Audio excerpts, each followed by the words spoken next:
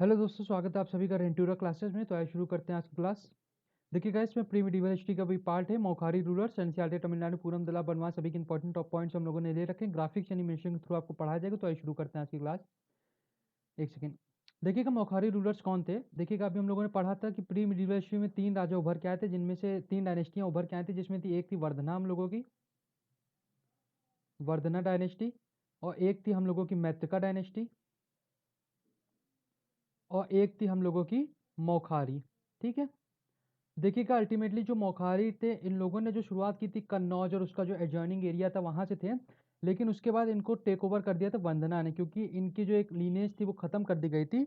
जो इसका आखिरी रूलर थे जिनका नाम था ग्रह वर्मन, उनका मर्डर कर दिया गया था किंग ऑफ गौर के द्वारा। ठीक है। तो यहाँ से इन लोगों का अंत हो गया था और इसको टेक ओवर कर दिया था वर्धन डायनेस्टी ने। तो आइए शुरू करते हैं आज की क्लास। ठीक है, आगे देखते हैं। देखिए, मौखारी रूलर थे subordinate rulers of the Gupta. Gupta subordinate rulers होता है कि गुप्ता के बाद जो एक लीनियज चालू हुई थी उसमें से मौखारी रूलर से भी थे एक। इन्होंने अपना टाइटल यूज किया था समानता। देखिएगा, वैसे हम लोगों ने अभी पढ़ा था कि कोई राजा धीराज, है ना, इस तरह के टाइटल ये लोग यूज करते थे ताकि अपने डायनेस्टी को ये अलग दिखा सके। ठीक है। तो कोई राजा धीराज कोई यूज करता था महाराजा, जैसे गुप्ता के समय में ज्यादातर यूज होता था महाराजा। ठीक, तो उसी तरह इन लोगों ने जो टाइटल नाम की यूज किया उसका नाम था समानता। आगे देखते हैं। द रूल ओवर कन्नौज, अभी मैंने आपको बताया कन्नौज में इनका था city in the western Uttar Pradesh के वेस्ट में जो है, which gradually replaced Pataliputra as centre of northern India. देखिएगा, जब पहले आई मौर्य, ठीक है, फिर धीरे से गुप्ता लोगों का समय चालू हुआ। ठीक, और गुप्ता के बाद ही इन लोगों का समय चालू हुआ था, जो कि प्री मिडिवल जहां से चालू हो गई थी। तो इन दोनों ही के कार्यकाल में जो मेन सिटी उभर के आई थी उसका नाम था पाटलिपुत्र। ये हम सभी लोग जानते हैं कि ये मेन जगह थी, कैपिटल थी उन, ये जो प्रीवियस डायनेस्टी थे हमारे मौर्य और गुप्तास। ठीक, तो इन लोगों ने पाटलिपुत्र पे फोकस किया। लेकिन जब मौखारी रूलर्स आए तो इन लोगों ने कन्नौज को इस तरह वो बना दिया था, मतलब इतना अच्छा कि उसने धीरे धीरे जो नॉर्दर्न इंडिया का सेंटर जो पाटलिपुत्र कहा जाता था अब वो कन्नौज कहा जाने लगा। ठीक, आगे देखते हैं। After the successful expedition of Harsha, the kingdom of Kannauj was then merge with the Pushyabhuti. तो देखिएगा, हर्षद ने जब इस पर टेक ओवर कर लिया था कन्नौज को, तो फिर उन्होंने अपनी डायनेस्टी के साथ इसको मिला लिया था, जो कि पुष्यभूति डायनेस्टी थी। भाई हर्षा जो थे हमारे, वो पुष्यभूति डायनेस्टी थे। तो जब इन्होंने कन्नौज पे आक्रमण किया तो फिर उसी को अपनी डायनेस्टी के साथ मिला लिया। देखिएगा, मौखारी रूलर्स जो थे वो पतंजलि वर्क में भी मेंशन है। देखिए, उस समय के कोई सारे बहुत सारे राइटर हुआ करते थे जिन्होंने किताबें लिखी थी। तो कहीं ना कहीं हम लोगों को जो ट्रेसेस मिलते हैं कि कौन से रूलर किस समय कहाँ पे राज कर रहे थे, वो उन्हीं बुक से कहीं ना कहीं मिलती है। तो उसी तरह जो उस समय की एक किताब थी पतंजलि जिसका नाम था, इन्होंने और भी बहुत सारे रूलर्स और चीज़ों के बारे में लिखा है। योगा पे इन्होंने जो फोकस किया है, इसी को ही नज़र पे रखते हुए बाबा रामदेव ने भी इसी के नाम पे अपनी कंपनी बनाई है। ठीक है, तो पतंजलि का जो वर्क था उस पर भी इनका नाम मेंशन किया गया है। तो आइए आगे देखते हैं। देखिएगा, अर्ली रूलर्स ऑफ मौखारी डायनेस्टी कौन कौन थे। एक थे हरिवर्मन मौखारी और दूसरे थे अद्वैता वर्मन। देखिएगा, ये जो दोनों ही रूलर थे ना, क्योंकि इनके एक जीवनी लिखी गई है तो इन दोनों के ही उसमें नाम मेंशन है। हालांकि इन लोगों ने क्या काम किया या इन्होंने उसको बढ़ाया कि नहीं, इस बारे में कोई भी डिटेल नहीं मेंशन है। तो केवल जो इंपॉर्टेंट मेंशन है कि वो हरिवर्मन मौखारी थे, उसके बाद अद्वैता वर्मन आए थे। तो देखिएगा, हरिवर्मन मौखारी के बारे में कि इन्होंने क्या किया था, had assume the title of Maharaja. देखिएगा, अभी हम लोगों ने पढ़ा था जो मौखारी थे उन्होंने समानता अपने नाम के आगे यूज किया था। तो समानता उन लोगों ने यूज किया था जो बाद में कैरी फॉरवर्ड हुआ आगे। लेकिन जो इनसे पहले थे जिन्होंने समानता नहीं रूल किया था, उनका नाम था हर्षवर्मन मौखारी। देखिएगा, समानता इन लोगों को इसलिए कहा गया है कि जो मेन रूलर्स आए उन्होंने इस टाइटल को अपनाया, महाराजा टाइटल अपनाया नहीं, इसलिए इन लोगों ने इस टाइटल को कैरी फॉरवर्ड किया। क्योंकि अगर ये लोग महाराजा कैरी फॉरवर्ड करते, जो बाद वाले रूलर थे वो भी इस नाम को रखते, तो इनका नाम महाराजा होता। लेकिन जो बाद वाले रूलर्स थे उन्होंने टाइटल यूज किया समानता, इसलिए समानता ही उनका टाइटल बन गया आगे चल के। तो खैर, इसको समझते हैं। हरिवर्मन जो थे उन्होंने महाराजा का टाइटल यूज किया था। The extent of his kingdom is unknown. देखिएगा, इनके बारे में कोई भी ऐसी कुछ खास जानकारी नहीं थी।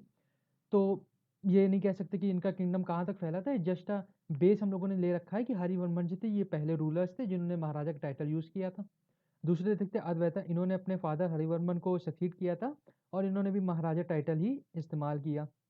इनके बारे में भी हालांकि कोई भी ऐसी इंपॉर्टेंट इन्फॉर्मेशन नहीं है, चाहे आप कहीं से भी चाहे गूगल से देख लें, विकीपीडिया से। जस्ट इन दोनों के एक नाम ही मेंशन है, उसमें से इन लोगों ने महाराजा टाइटल दोनों ने यूज किया था। तो आगे देखते हैं। देखिएगा, ईशना वर्मन मौखारी जो थे, यही एक तरह से इसको कह सकते हैं मेन रूलर्स हुआ करते थे, या ये कहे यही एक तरह से वो रूलर थे जिन्होंने मौखारी डायनेस्टी बनाई। और उसको इस मुकाम तक पहुंचाया कि कन्नौज को वो लोग as a centre of northern घोषित कर सकें। ठीक है, सेंटर ऑफ नॉर्थ, क्योंकि जो डेवलपमेंट कार्ड थे और जो भी इन लोगों ने सेना के थ्रू कैप्चर किया था वगैरह, तो वो मेन रूलर जो मौखारी रूलर थे वो ये थे, ईशनावर्मन मौखारी। तो इनके बारे में पढ़ते हैं।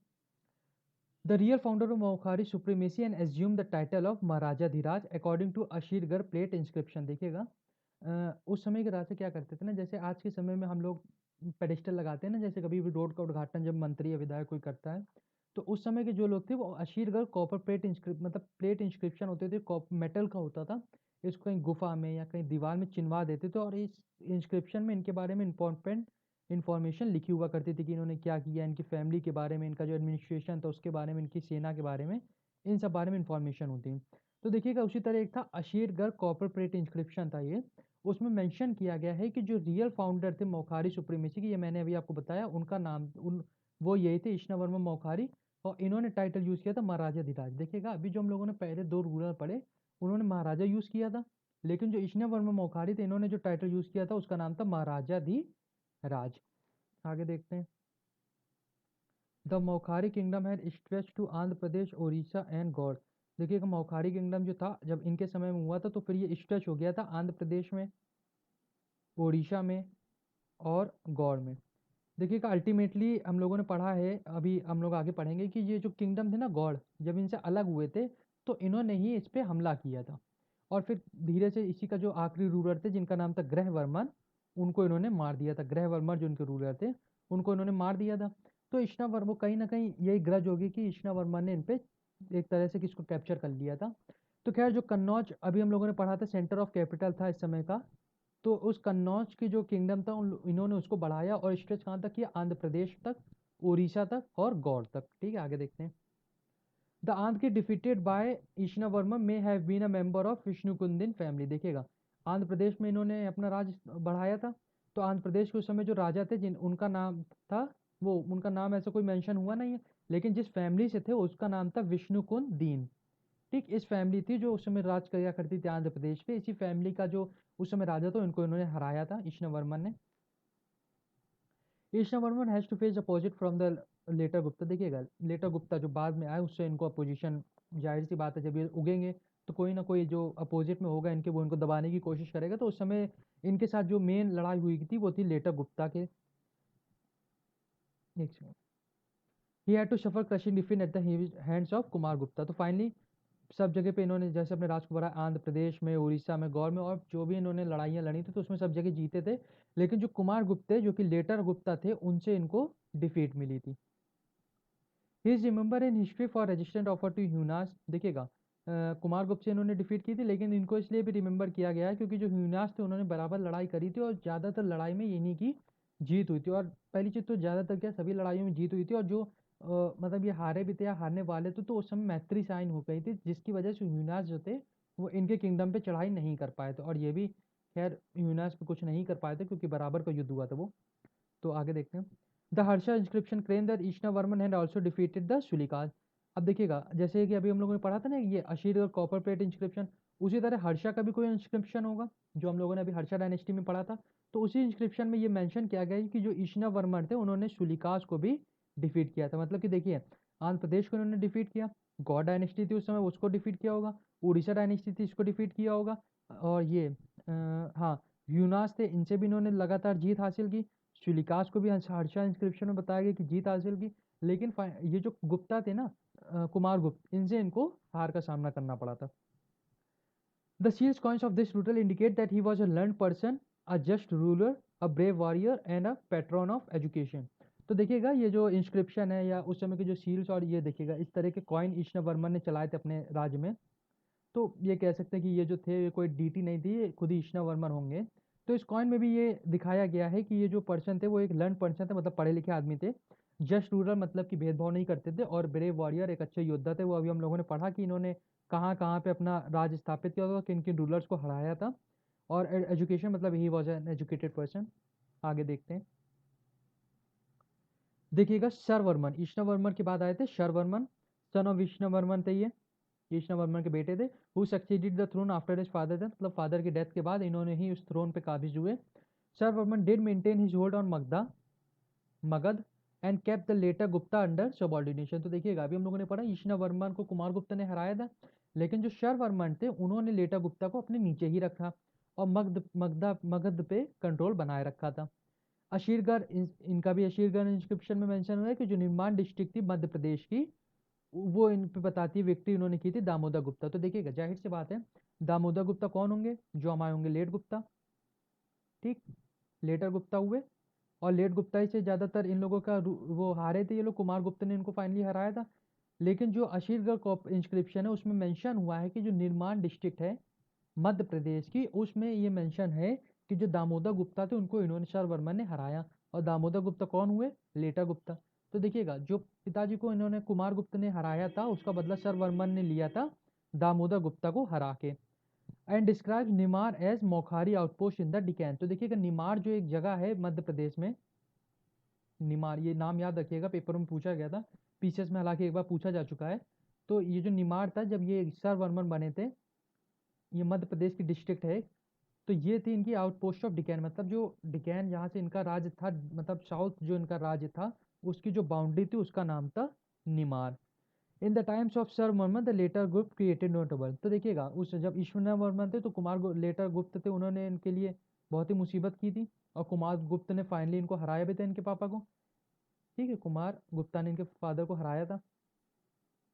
लेकिन जो इसके बाद जब शरवर्मन आए तो उसके बाद लेटर गुप्ता में से दामोदर गुप्ता को हरा ही चुके थे। उसके बाद से कोई भी जो लेटर गुप्ता थे उन्होंने इनके राज्य में कोई भी ट्रबल नहीं की। आगे देखते हैं Avanti Varman. Avanti Varman the Nalanda seal shows that Sharvavarman was succeeded by his son Avanti Varman. तो देखिएगा ये एक लीनेज चली आ रही थी, ईश्वर को सक्सीड किया शरवर्मन ने और शरवर्मन को सक्सीड किया इनके बेटे अवंती वर्मन ने, ठीक है।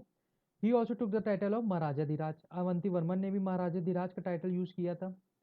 Extended the boundary of his kingdom by transferring the capital to the historical city of Kannauj. देखिएगा हुआ क्या था, कन्नौज को जब कुमार गुप्ता ने हिया था ना, हराया था, तो धीरे धीरे इनकी जो डायनेस्टी थी वो कैपिटल वो कन्नौज से थोड़ा थोड़ा शिफ्ट होकर दूसरी जगह पे आ गई थी। लेकिन जब अवंती वर्मन ने इस गद्दी को संभाला तो इन्होंने फाइनली जो अपनी कैपिटल थी उसको वापस कन्नौज में शिफ्ट कर लिया था। It was under him that Maukhari empire reach at its peak. तो देखिएगा अवंती वर्मन के ही समय था जो मौखारी लीडर था वो पीक पे पहुंचा था अपने। देखिएगा एक बार समझिएगा ध्यान से, एक सेकेंड, ऐसे समझिएगा। देखिए ईशना वर्मन आए थे, ठीक, इन्होंने मेन डायनेस्टी बसाई। उससे पहले के रूलर जो थे उन्होंने केवल एक नाम दे दिया था और कन्नौज को कैपिटल दी। लेकिन जो ईशना वर्मन आए थे उन्होंने मेन कन्नौज को बनाया, मतलब एक हाईलाइट किया। उसके बाद इन्होंने आंध्र प्रदेश, ठीक है, उड़ीसा और गौड़ किंगडम पे अपने राज को बढ़ाया बढ़ाया था। फाइनली कुमार गुप्त ने इनको हरा दिया था, लेकिन ये राज तो इनके पास थे ही। फिर जब शरवर्मन आए थे इनके बेटे, उन्होंने जो लेटा गुप्ता थे जो इनके मेन अपोजिशन में थे उसको हरा दिया था, वो भी हम लोगों ने पढ़ा। तो जब लेटा गुप्ता को इन्होंने हरा दिया तो फिर इनके बाद इनका कोई कॉम्पिटिटर बचा ही नहीं था, क्योंकि ह्यूना जो थे उसको भी इश्ना वर्मन हरा चुके थे, वो मेंशन हो चुका है अभी हमने आपको बताया शीट कॉपर प्लेट इंस्क्रिप्शन में। तो जो सर वर्मन थे उन्होंने लेटा गुप्ता को हरा दिया, तो फाइनली अब इनके कॉम्पिटिटर कोई बचे नहीं। तो कीर्ति वर्मन को कहीं ना कहीं जो एक राज मिला था, वो हम लोग कहते हैं ना एक सिल्वर स्पून टाइप, तो एक तरह से इनको सिल्वर स्पून ही मिल गया कि इनको कोई मेहनत नहीं करनी पड़ी, इनको बना बनाया सारा राज मिल गया। बस इनको अपने राज को बढ़ाना था। और जो उस समय रूलर थोड़े बहुत उभर भी रहे थे उन्होंने फिर इनको डिफीट कर दिया था। तो फाइनली जो मौखारी रूलर डायनेस्टी थी वो अपने पीक पे पहुंची थी कीर्ति वर्मन के समय में, because there was no competitor और इन्हीं को ही अपना राज बढ़ाना था।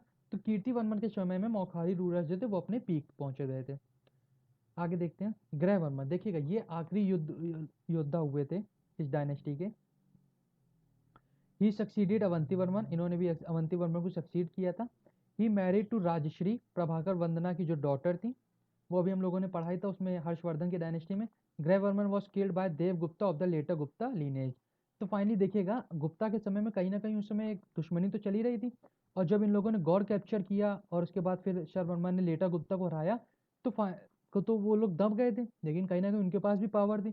तो फाइनली जो देव गुप्ता थे, जो कि उसी गुप्ता लीनेज से आते थे, उन्होंने ग्रह वर्मन को मार दिया था। अब ग्रहवर्मन कौन थे इसके बारे में एक बार ध्यान से समझिएगा। देखिए, ग्रहवर्मन मौखारी रूलर्स के केवल आखिरी रूलर नहीं थे। जो हर्षवर्धन थे, उनके ये लोग रिश्तेदार थे। ठीक, अब रिश्तेदार कैसे थे कि जो प्रभाकर वर्धना थी उनकी बेटी से राजश्री की शादी, उनकी जो बेटी थी जिनका नाम था राजश्री, उनकी इनसे शादी हुई थी। ठीक, तो हर्षवर्धन जो थे वो इनके रिश्तेदार थे। तो हर्षवर्धन अपना एक अलग रूल किया करते थे और ये लोग अपना अलग रूल किया करते थे। लेकिन हुआ क्या था, जब किंगडम ऑफ गॉड जो थे उन्होंने इन पे हमला किया, उनको मार दिया था, तब हर्षवर्धन ने मजबूरी में इन पे चढ़ाई, इस मतलब ये जो कन्नौज था, इस पे चढ़ाई की थी अपनी बहन राजश्री को बचाने के लिए। और अपने भाई को भी, मतलब जो हर्षवर्धन के भाई थे उसको भी इन्होंने मार दिया, तो उसका भी बदला लेने के लिए इन्होंने इधर चढ़ाई की। और देवगुप्ता को हराने के बाद फाइनली इन्होंने कन्नौज को कैप्चर किया और अपने ही किंगडम में मिला लिया। जिसकी वजह से जो एक मौखारी रूलर्स थे उनका वहाँ से जो हिस्ट्री थी वो ख़त्म हो गई, और उस पूरे एरिया पे काबिज कौन हो गए? हर्षवर्धन, मतलब कि प्रभाकर वर्धना, वो वर्धन डायनेस्टी वाले। ठीक, और यहाँ से मौखारी रूलर्स पूरी तरह से ख़त्म हो गए। तो gradually the Maukhari family disappear into obscurity. तो देखिएगा, जो इनकी वाइफ थी राजश्री, वो खत्म होने जा रही थी, तो इनको हर्षवर्धन ने ले लिया। अब उसके आगे लीनेज फिर कुछ ऐसा मेंशन है नहीं, तो फाइनली ये बताया गया कि हर्षवर्धन ने ही कन्नौज को कैप्चर कर लिया और इसको अपने स्टेट में मिला लिया था। तो ये थी पूरी हिस्ट्री मौखारी रूलर्स की अपराइजिंग और डाउनफॉल के बारे में। एक बार मैप पे समझते हैं। ये देखिए, ये मौखारी रूलर्स का उस समय का मैप है।